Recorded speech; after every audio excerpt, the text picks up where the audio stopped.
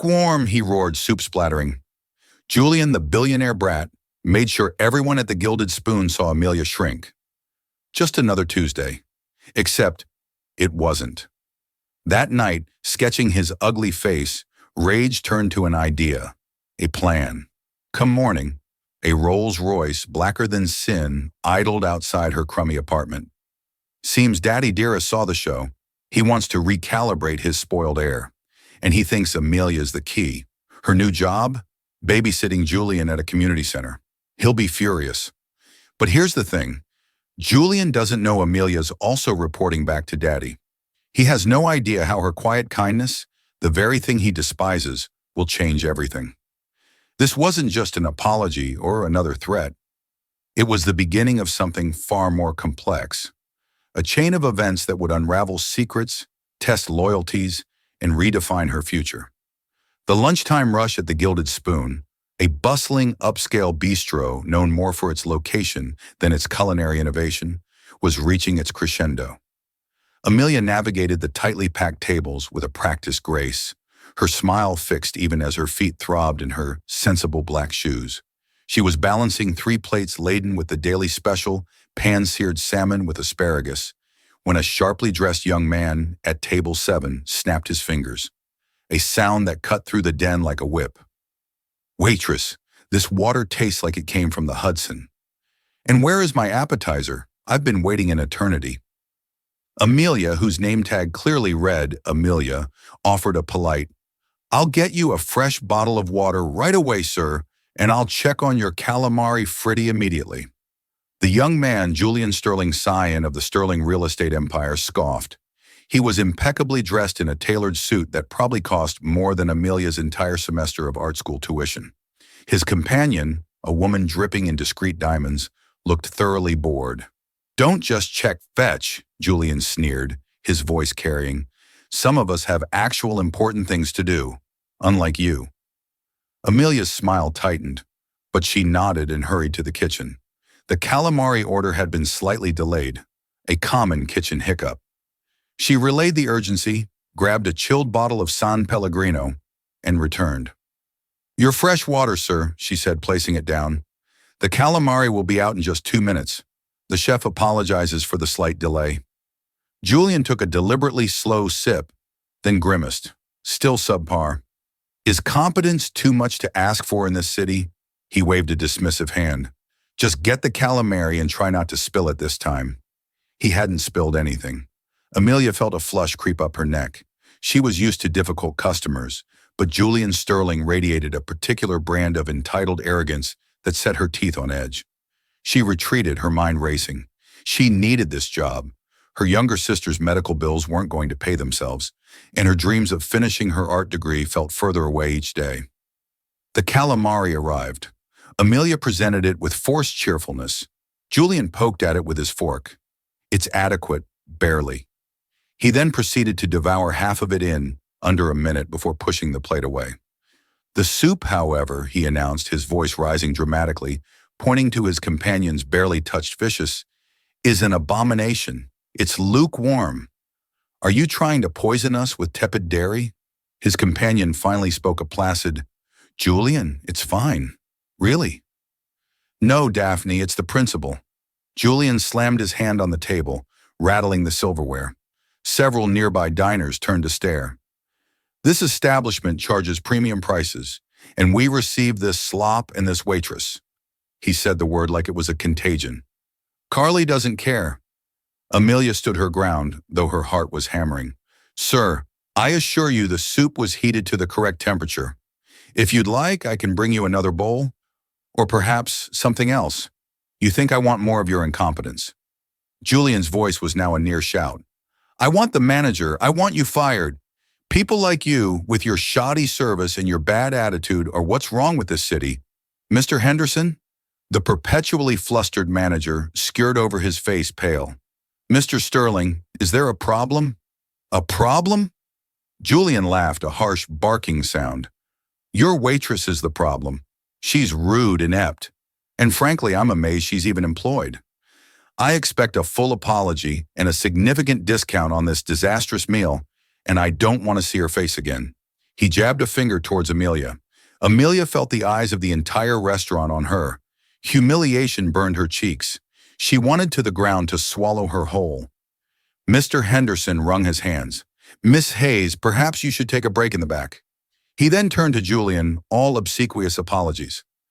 Mr. Sterling, please, your meal is in the house. Anything you desire. I am so terribly sorry for this lapse. Amelia, dismissed and demeaned, turned and walked toward the kitchen, her vision blurring slightly. She could hear Julian's voice, still loud and imperious. Make sure she's disciplined. I won't stand for such disrespect. In the relative quiet of the staff break room, Amelia sank onto a worn plastic chair, fighting back tears. It wasn't just the public dressing down. It was the casual cruelty, the way he'd stripped her of her dignity, as if she were less than human. She splashed cold water on her face, took a deep breath, and forced herself to finish her shift. Every polite smile felt like a betrayal of the anger churning inside her that evening. The encounter replayed in her mind. The way Julian Sterling had looked at her like she was dirt beneath his expensive Italian loafers. The way Mr. Henderson had immediately crumbled. She sketched furiously in her notepad, channeling her frustration into stark, angry lines. The face of Julian Sterling morphing into a grotesque caricature. She barely slept, dreading the next day. Would Mr. Henderson fire her to appease a wealthy bully? The thought was a cold stone in her stomach. The next morning, Amelia approached the Gilded Spoon with a heavy heart. The sky was an indifferent gray, mirroring her mood. She rounded the corner onto Bleecker Street and stopped dead. The narrow street, usually bustling with delivery vans and early commuters, was utterly blocked. Not by a Con Edison crew or a broken-down taxi. No, this was something else entirely. A car. But car felt like an insult to the magnificent machine dominating the asphalt. It was a Rolls-Royce Phantom, long and sleek. Its obsidian paint job so deep it seemed to swallow the light. It was parked directly in front of the Gilded Spoon's entrance, angled in such a way that no one could get in or out without squeezing past its imposing grille. Its engine was off, but it exuded an aura of silent, immense power. Amelia's first thought was that Julian Sterling had returned to cause more trouble, perhaps to ensure she was indeed fired. Her stomach twisted into a tighter knot. A few early morning passers-by were already slowing, some surreptitiously taking photos with their phones. Hesitantly, Amelia approached. As she got closer, she saw a chauffeur, ramrod straight in a classic black suit and cap, standing beside the driver's door. He was an older man with a stern but not unkind face, his eyes hidden behind dark sunglasses. He watched her approach with an unnervingly still gaze. "Excuse me," Amelia said, her voice barely a whisper. Is everything all right?" The chauffeur inclined his head slightly. "Miss Amelia Hayes." His voice was a low, cultured rumble. Amelia blinked, surprised he knew her name. "Yes, that's me. The vehicle is here for you," he stated matter-of-factly.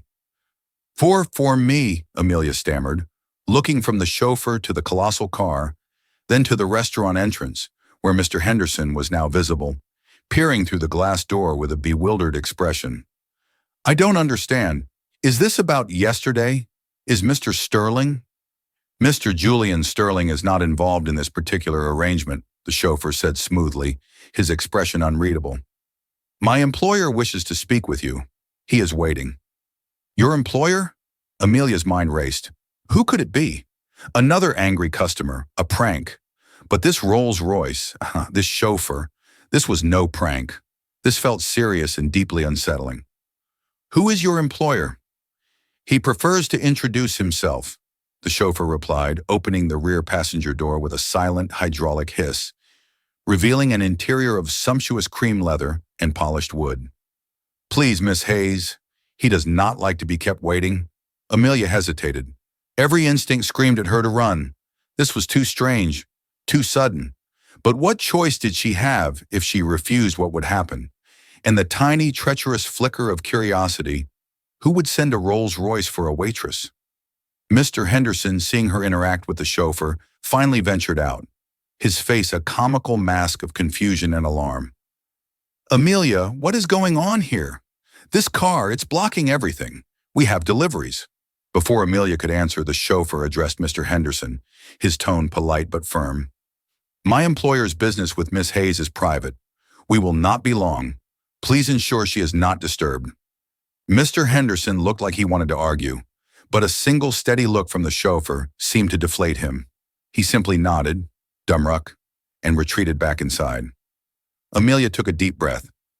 Okay, she said, her voice shaky. Okay, I'll go. She stepped towards the open door, her worn handbag clutched tightly.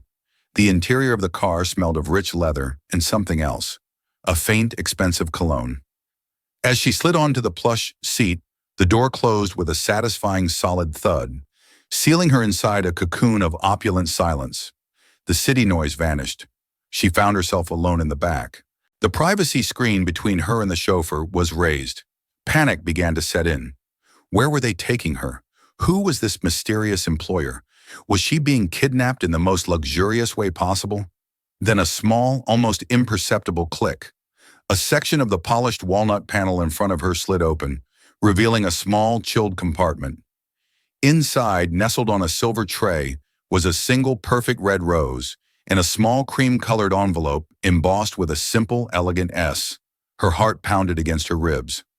S. Sterling. But the chauffeur had said Julian wasn't involved. Could it be his father? The formidable, rarely seen patriarch of the Sterling dynasty. A man whose name was whispered with awe and fear in New York's financial circles. Atticus Sterling.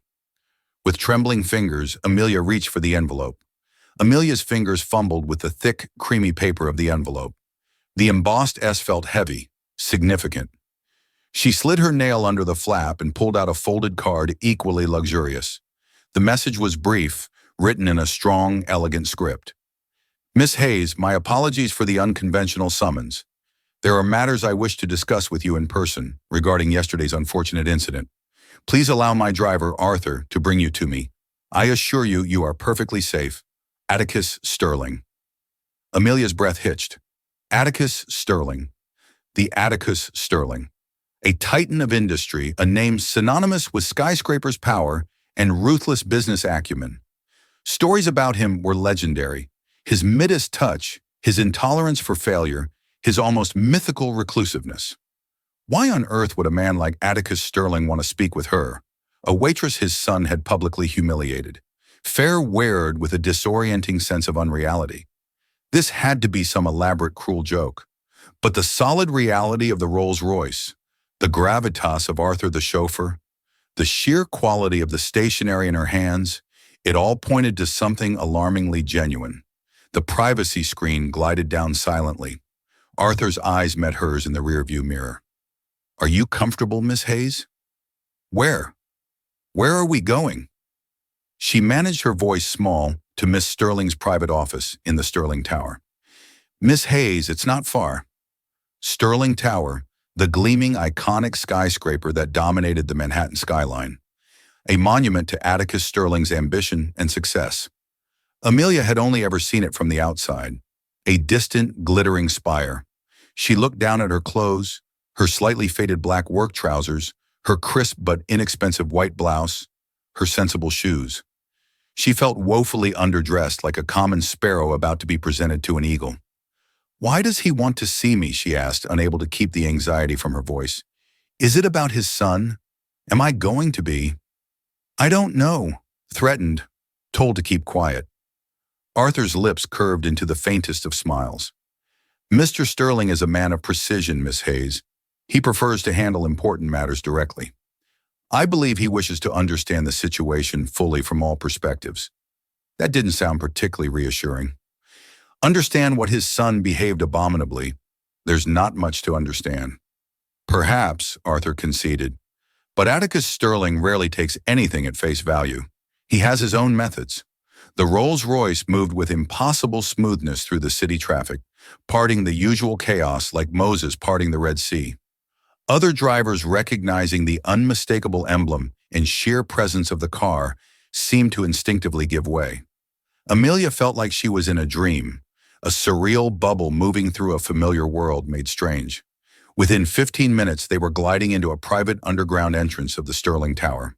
The transition from bustling city street to the hushed climate, controlled marble of the garage was seamless. Arthur escorted her to a private elevator, its doors gleaming brushed steel. He pressed a button marked Simply Fen House. "Mr. Sterling is expecting you," Arthur said as the elevator began its silent, rapid ascent. His office is directly ahead when the doors open. He did not accompany her. The ride felt like an eternity. Amelia's palms were sweating. She tried to smooth her hair, wishing she'd had time to do more than just run a brush through it that morning. What could she possibly say to a man like Atticus Sterling? The elevator doors whispered open, revealing not a reception area, but an expansive, light-filled space that seemed to float above the city. Floor-to-ceiling windows offered a breathtaking panoramic view of Manhattan. The decor was minimalist, but exquisitely tasteful. Modern art, sleek, custom-made furniture, a sense of quiet, confident power. And there, standing by the window, silhouetted against the cityscape, was a tall, imposing figure. As he turned, Amelia felt a jolt. He was older than she'd imagined, perhaps in his late 60s, with a shock of silver hair swept back from a high forehead. His eyes, even from across the room, were piercingly intelligent, an intense shade of blue that seemed to see right through her. He wore an impeccably tailored gray suit, but with an air of relaxed authority, not the brash arrogance of his son. This was Atticus Sterling, and he was looking directly at her. "Miss Hayes." His voice was deep, resonant, calmer than she expected. "Thank you for coming. Please have a seat." He gestured towards a pair of elegant leather armchairs arranged around a low-glass table.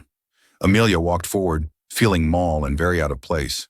The plush carpet absorbed the sound of her footsteps. She perched on the edge of one of the chairs, her hands clasped tightly in her lap. Atticus Sterling sat opposite her, not behind a massive desk as she might have pictured, but in the other armchair, creating a surprisingly informal, if still intimidating, atmosphere. "Would you care for some coffee?" "To water?" he asked, his expression unreadable. "Water would be fine, thank you," Amelia murmured. He pressed a discreet button on the side of the table. A moment later, a different assistant, polished and silent, entered with a tray holding a crystal pitcher of water, and 2 glasses then departed as unobtrusively as she'd arrived. Mr. Sterling poured them both a glass. He took a slow sip from his gaze, never leaving her. The silence stretched, amplifying Amelia's nervousness. She waited for him to speak to explain this bizarre summons. Was he going to offer her hush money? Demand she sign a non-disclosure agreement? Or perhaps, in a twisted show of loyalty, defend his son's abhorrent behavior? Finally, he set his glass down with a soft click. "Miss Hayes," he began, his voice even. "I understand my son Julian caused a considerable disturbance at your place of employment yesterday." Amelia swallowed. "Yes, sir. He did. He was, I am told, loud, abusive, and entirely unreasonable." "That would be an accurate description, sir." Ada Sterling nodded slowly. "I see." He paused, then looked her directly in the eye. "Miss Hayes, I did not bring you here to make excuses for my son. Julian's behavior, as it has been described to me by several sources, including a rather detailed and apologetic phone call from your Mr. Henderson last night, and more. The objective report from Arthur, who I had discreetly observed the aftermath this morning, was deplorable. Utterly deplorable." Amelia blinked, surprised by his candor. This wasn't what she'd expected. "My son," Atticus continued, a flicker of something unreadable in his eyes. Disappointment, weariness. "My son has been given too much and has earned too little. He is a product of an environment I regrettably helped create. An environment where consequences are often buffered." He leaned forward slightly. "However, that does not absolve him of responsibility, nor does it absolve me of mine as his father and as a citizen who believes in basic civility and respect. Qualities my son demonstrated a profound lack of yesterday." Amelia found her voice a little stronger now. "Mr. Sterling, with all due respect, why are you telling me this? Your son humiliated me in front of an entire restaurant. Mr. Henderson basically threw me under the bus to appease him. I came to work this morning half expecting to be fired." "And were you?" Atticus asked, his gaze sharp. I don't know. I was met by your chauffeur in that Rolls-Royce before I could even speak to Mr. Henderson." "Ah, yes. The Rolls-Royce," he said, a ghost of a smile playing on his lips. A bit theatrical, perhaps, but I find it sometimes focuses the mind, both for the summoned and for any onlookers who might have drawn incorrect conclusions about the previous day's events. He was clearly referring to Mr. Henderson and any other staff at the Gilded Spoon. "So, what is this about Mr. Sterling?" Amelia asked, emboldened by his unexpectedly reasonable demeanor. "An apology." "An apology is certainly due," Atticus said, "and you have it sincerely from me for the embarrassment and distress my son caused you. I intend to have a very serious conversation with Julian about his conduct, and there will be consequences for him, I assure you, ones that cannot be buffered by his trust fund." He paused, studying her intently. "But my reasons for bringing you here extend beyond a simple apology, Miss Hayes.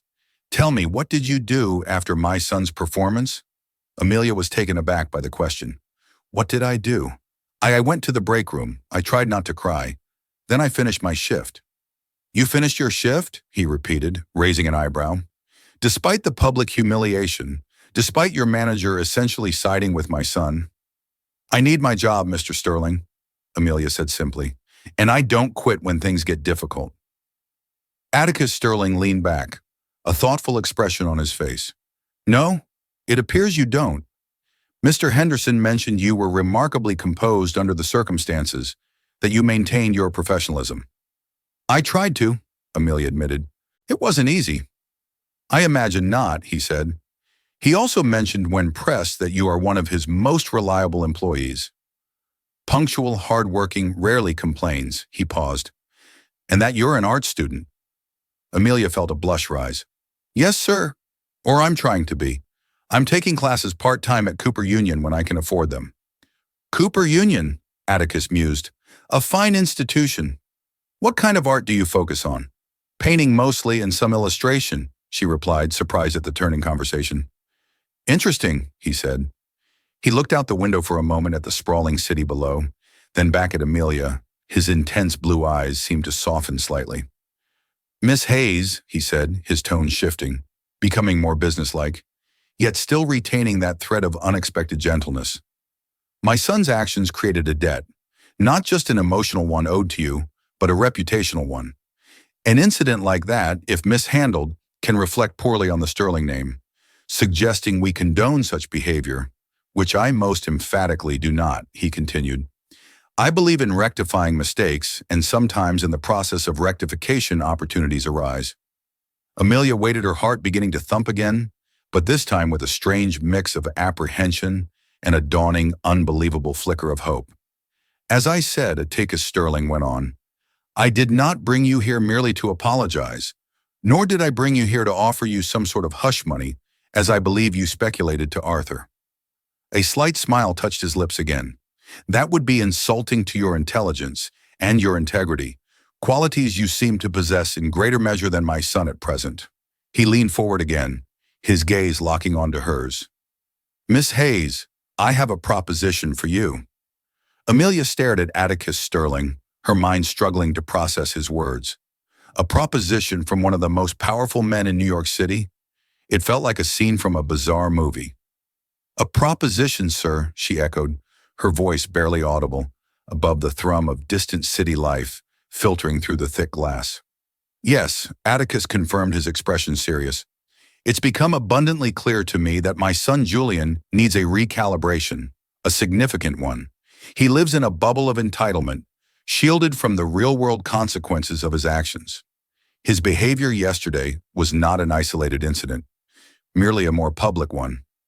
I've been too lenient, too preoccupied perhaps," he sighed, a surprisingly human sound from such a formidable figure. "He needs to understand the value of hard work, the meaning of respect, the reality of lives different from his own privileged existence. And frankly, Miss Hayes, after reviewing the initial reports and now speaking with you, I believe you might inadvertently be the catalyst for that education." Amelia frowned, confused. "Me, sir? How Julian is currently employed in a junior capacity at one of our subsidiary property management firms," Atticus said, the quotation marks around employed evident in his tone. "It's a token position designed to give him a veneer of responsibility without any actual responsibility. That is about to change. He paused as if choosing his words carefully. I intend to assign Julian to a project that will require him to engage with the public to solve real problems and to work under someone who will not tolerate his nonsense, someone he cannot intimidate or buy off. A knot of dread began to form in Amelia's stomach. And where do I fit into this all, Sterlingus? Sterling looked directly at her, his blue eyes unwavering. I want to offer you a position, Miss Hayes.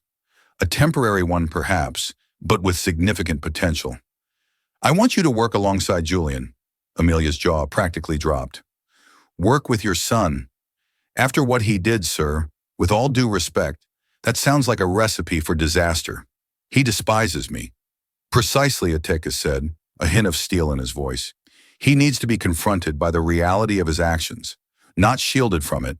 And who better to provide that daily reminder than the person he so egregiously wronged? Furthermore, I need someone on that project who is grounded, observant, and possesses integrity. Someone who can report back to me honestly and without bias on his progress or lack thereof. You want me to spy on him? Amelia asked aghast. Not a spy, Miss Hayes? Atticus corrected gently. I want you to be my eyes and ears. I want you to be a benchmark.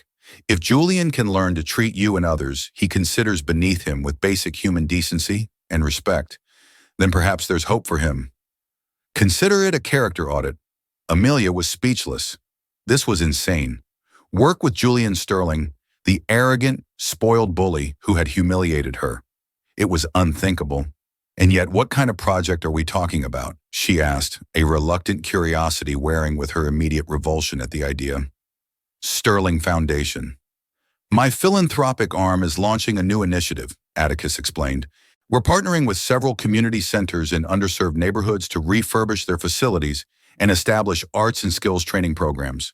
Julian will be assigned as a liaison for one of these centers, specifically the Phoenix Center in the Lower East Side.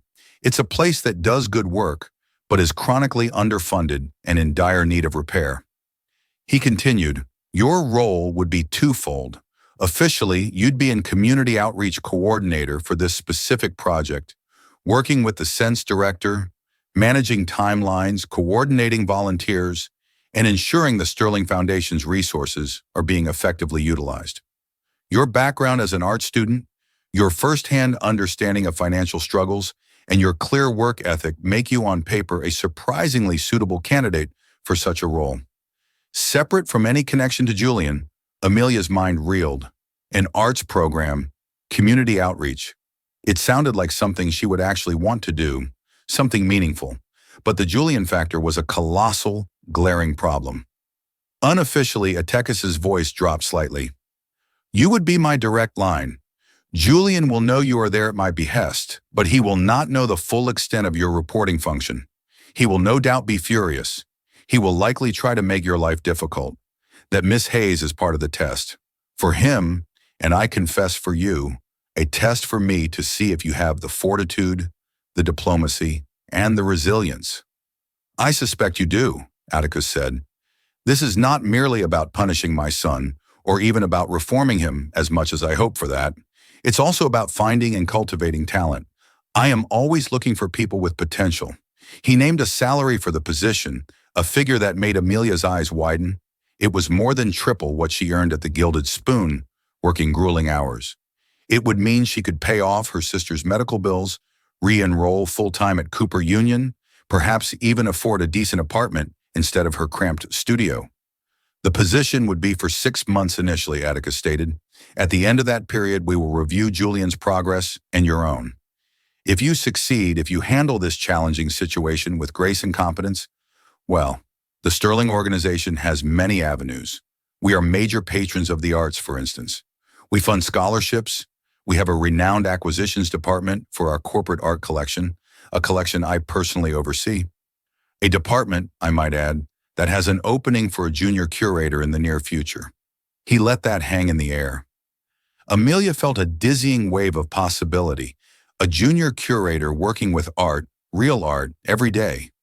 It was her wildest dream, a fantasy she'd barely dared to entertain, and Atticus Sterling was dangling it like a golden apple. But the price was Julian. 6 months of working in close proximity with the man who had treated her like garbage. Mr. Sterling, Amelia began slowly, I appreciate the offer and the salary, the potential future. It's more than I could have ever imagined. But Julian, he was vile. He made me feel worthless. I don't know if I can willingly put myself in a position to be subjected to that again, day after day. Atticus nodded understandingly. I understand your hesitation. It is a significant ask. Julian's behavior will be closely monitored, not just by you.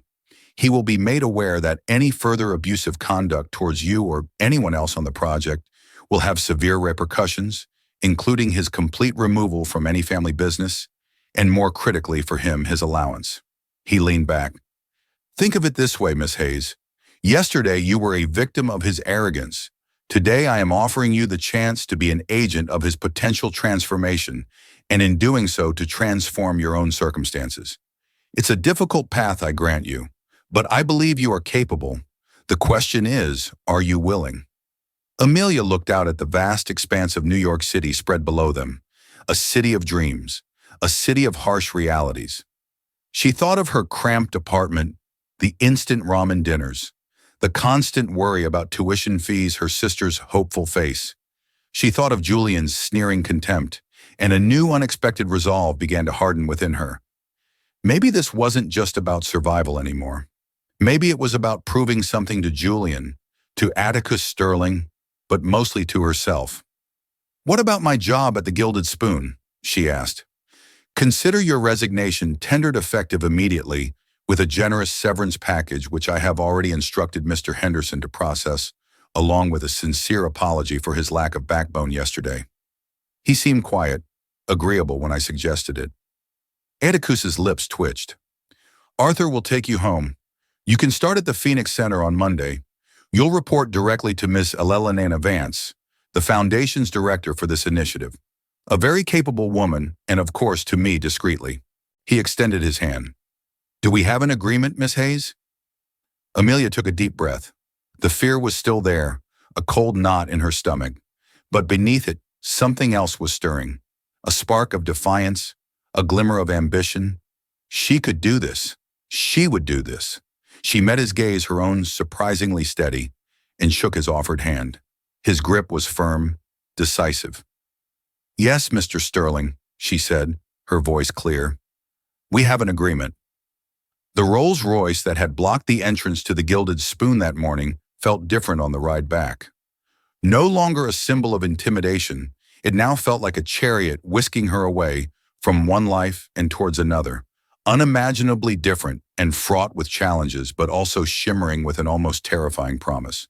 Amelia clutched her worn handbag, her mind already racing, picturing Julian Sterling's face when he found out she was his new colleague. A small, determined smile touched her lips. This was going to be interesting. Monday morning arrived with a mix of trepidation and steely resolve for Amelia. The Phoenix Center was a far cry from the gleaming opulence of Sterling Tower.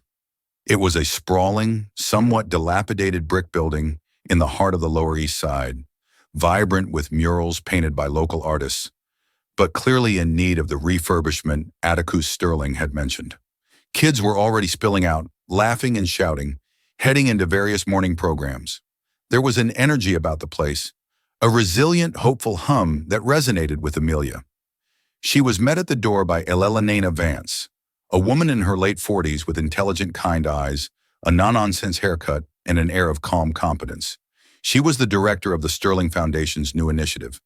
Amelia Hayes. Welcome, Elena said with a warm smile, shaking her hand firmly. Atticus has spoken very highly of you. Come, let me show you around. Before Julian arrives.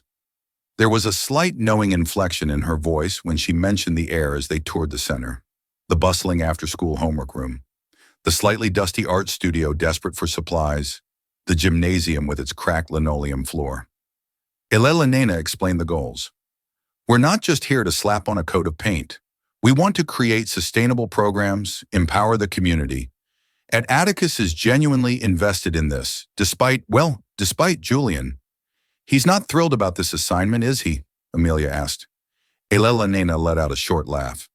That's the understatement of the year. I had a preliminary meeting with him on Friday. He views this as a punishment, a colossal waste of his talents.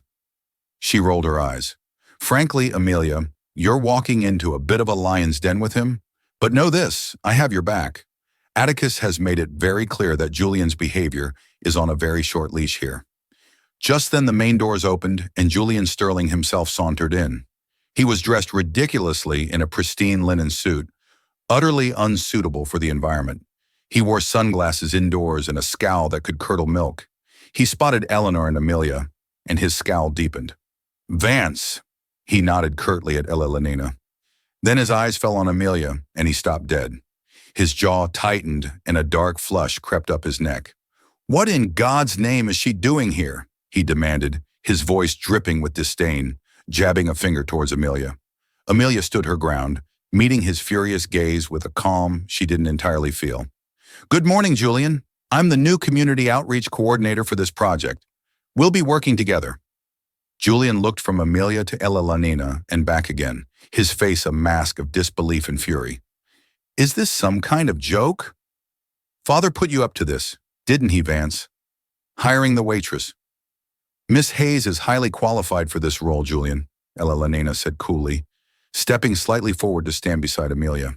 And yes, your father approved her hiring. He expects your full cooperation, as do I. Your official role here is project liaison, which means you'll be assisting Miss Hayes and myself in ensuring this project runs smoothly. Assisting her? Julian scoffed, looking Amelia up and down with contempt. She was serving me lukewarm soup last week. Now I'm supposed to take orders from her. You'll be taking direction from me, Julian, Elena corrected firmly, and you will treat Miss Hayes and everyone else at the center with respect. That is non-negotiable.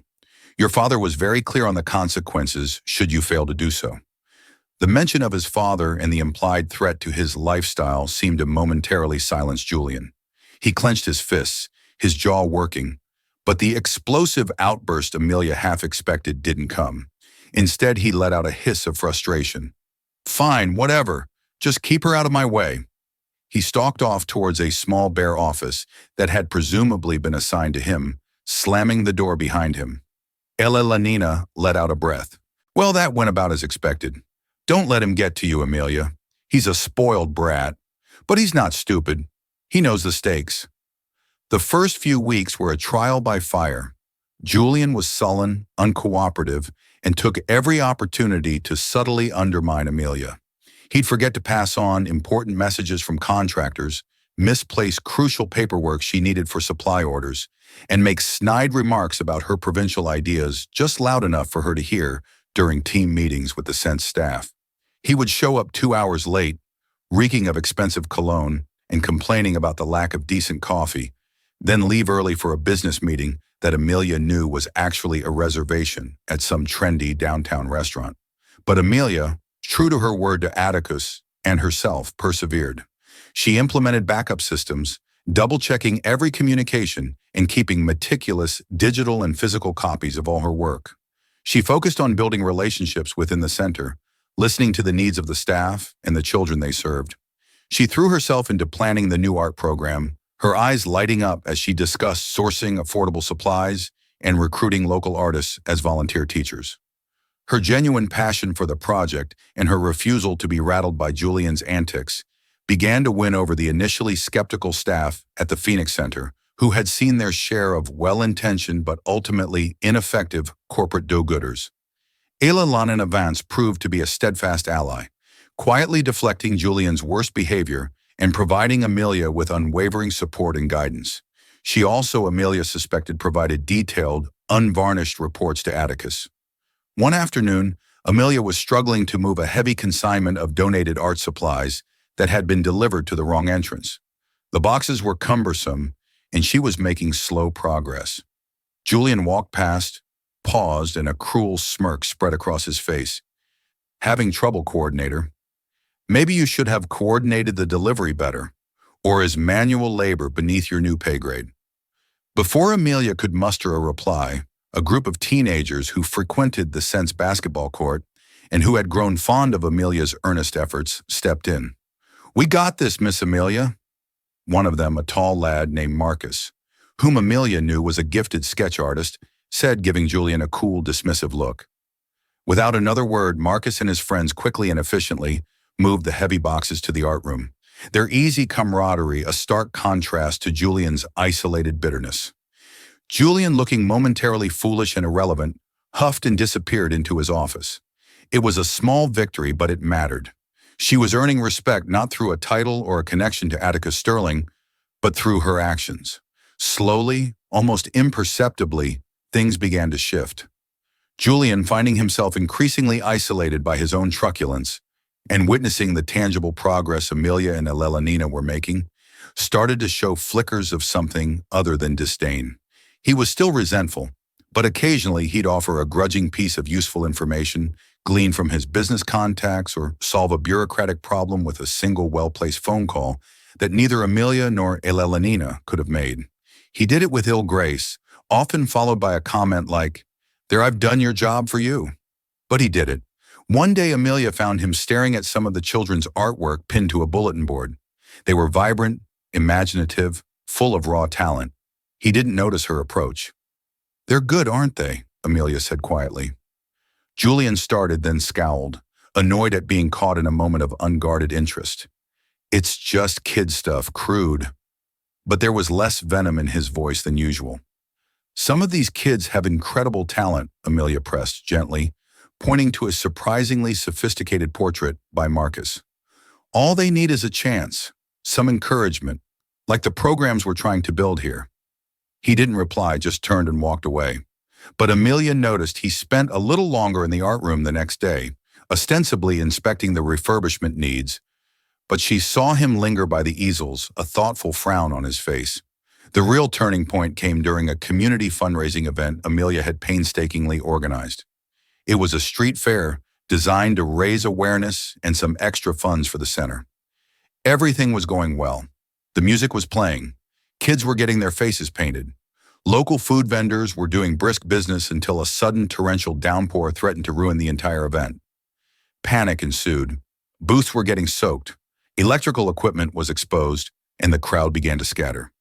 Amelia Elelanina and the center staff were rushing around trying to salvage what they could. Julian, who had been reluctantly manning against the candies in the jar booth, complaining bitterly all the while, suddenly sprang into action. He started barking orders, not with his usual arrogance, but with the surprising efficiency of a field general. "You two get those tarps over the sound system. Now, Marcus, get everyone under the main tent. Someone called Sterling. Logistics. Tell them my father needs a rush order on industrial fans and dehumidifiers for the Phoenix Center now. Use my name. No arguments." He was on his phone leveraging his Sterling connections, not for a dinner reservation, but to save the event. He even waded into the accumulating mud to help secure a collapsing tent, completely ruining his expensive custom-made Italian loafers in the process. By the time the rain stopped, much had been saved, thanks in large part to Julian's unexpected intervention. He was soaked muddy and looked thoroughly disheveled. But for the first time, Amelia saw something other than a spoiled brat. She saw a capable young man who, when motivated, could actually get things done. Later, as they were cleaning up, Elelanina winked at Amelia. "Maybe there's hope for him yet." Amelia found Julian leaning against a wall, staring at his ruined shoes with a strange expression. "Thank you, Julian," she said sincerely. "You really saved the day." He looked up, surprised, his hair plastered to his forehead. "Yeah, well," he mumbled, uncharacteristically awkward. "Couldn't let all your effort go to waste, I suppose." He didn't meet her eye. "These shoes are ruined, though. Father would have a fitted if he knew I was winging in mud." But there was no real heat in his complaint. It was just a statement of fact. It wasn't an apology for his past behavior. Not by a long shot, but it was a start, a tiny, almost invisible crack in the wall of his arrogance. A few days later, Atticus Sterling himself paid an unannounced visit to the Phoenix Center. He didn't arrive in his Rolls-Royce, but in a discreet town car with Arthur at the wheel. He toured the facility, all the progress, spoke with the children, and observed Amelia and Julian interacting. Amelia gave him a concise update, focusing on the project's successes and challenges. She didn't sugarcoat Julian's initial difficulties, but also made sure to mention his recent, more constructive contributions, including his decisive actions during the rainstorm. Atticus listened intently, his expression unreadable. When Amelia mentioned Julian's quick thinking, saving the fundraiser, she saw a flicker of something, pride, surprise in the older man's eyes as he glanced at his son. Julian, for his part, looked uncomfortable under his father's scrutiny, but didn't revert to his earlier sullenness. Before leaving, Atticus drew Amelia aside. "You're doing excellent work, Miss Hayes, beyond my expectations. You have a rare ability to inspire and execute. The transformation here is remarkable." "Julian has been more helpful recently, sir," Amelia offered, believing in giving credit where it was due. Adis nodded. "Yes, I've noticed. Perhaps being outside his gilded cage is having an effect. Or perhaps," he added, with a small, almost imperceptible smile directed at Amelia, "he's finally encountered someone he can't simply dismiss or intimidate.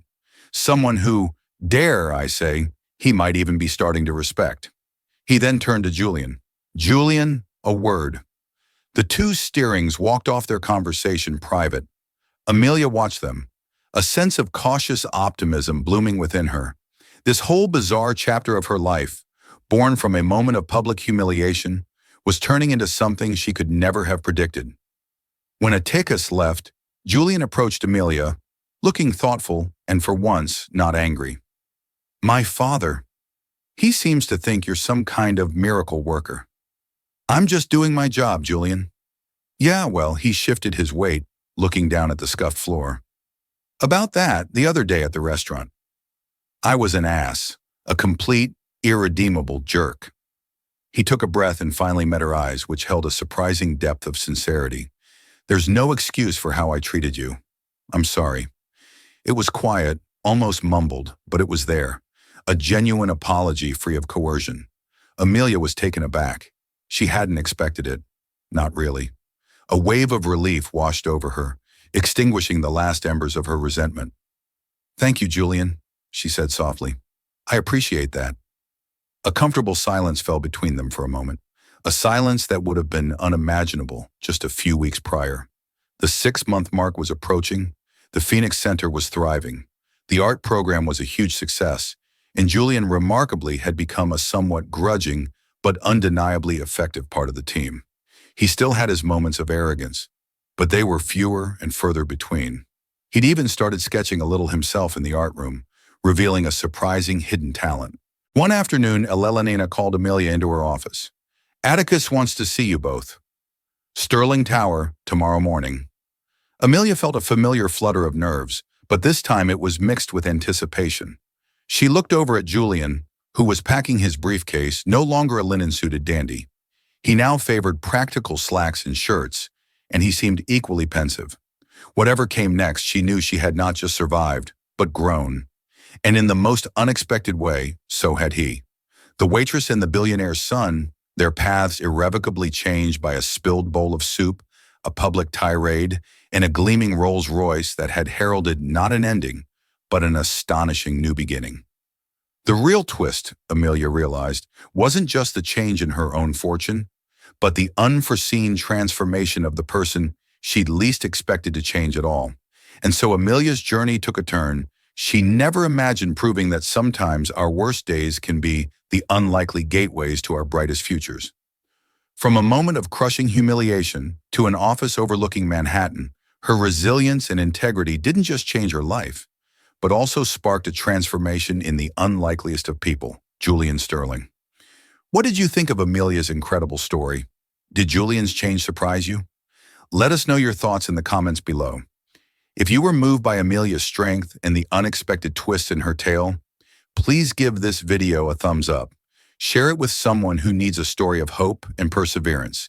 And don't forget to subscribe for more dramatic stories that will keep you on the edge of your seat. What will Atticus say in that final meeting? Perhaps that's a story for another time.